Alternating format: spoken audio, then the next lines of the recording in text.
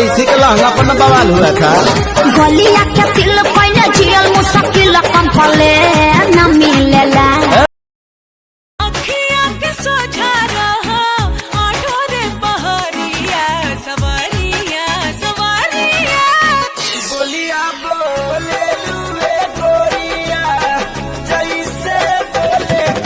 खाना खैले ना सुत गईले सैया हमर ओही खातिर उस गईले। लगे कर्फ्यू कहीं रेड लाइट आज तोहरे पकाटी नाइट बात बुझा तनिया पे दर्दी होला न रहबू त लागी न सरदी।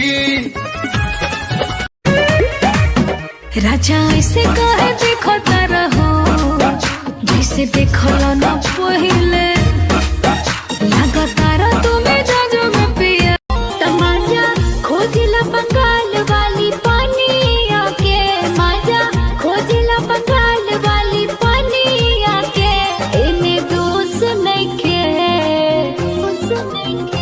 इन्हें दोस्त नहीं के दोनों पागली।